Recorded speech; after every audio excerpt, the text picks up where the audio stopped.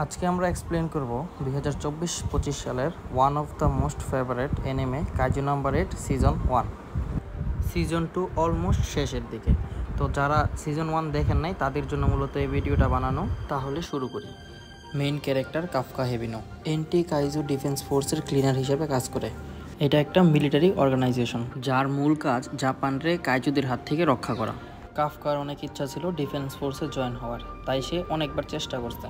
বয়স সীমা অতিক্রম হওয়ার কারণে এখন সে ক্লিনার হিসেবে কাজ করে, কিন্তু রিসেন্টলি রিকমেন্ডেড এজ 30 থেকে 32 হওয়ার কারণে কাফকা আরেকটি সুযোগ পেয়ে যায়। কাজের সময় কাফকা ও রেনো ইচিকাবার উপর পিছন থেকে হঠাৎ করে একটা ইউজু আক্রমণ করে। ইউজু মূলত এক ধরনের কাইজু যার র্যাঙ্ক কম। ওই সময় 3rd ডিভিশনের ক্যাপ্টেন মিনা আশুরা তৎক্ষণাৎ আক্রমণ করে ইউজুকে মেরে ফেলে।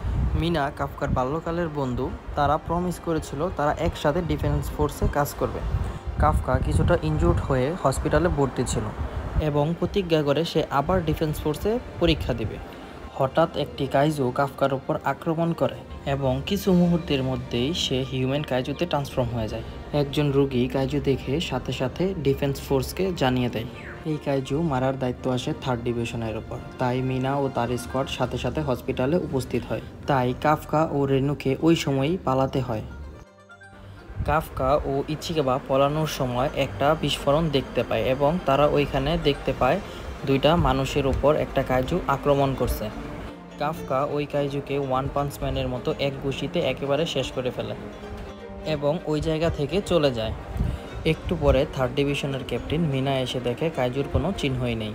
মিনা শিশুটির কাছে গেলে শুনতে পারে একটি কাইজু তাদেরকে কাইজুর হাত থেকে রক্ষা করে। মিনা অনেকটা অবাক হয় এবং পরবর্তীতে এই কাইজুর নাম দেওয়া হয় কাইজু নাম্বার 8।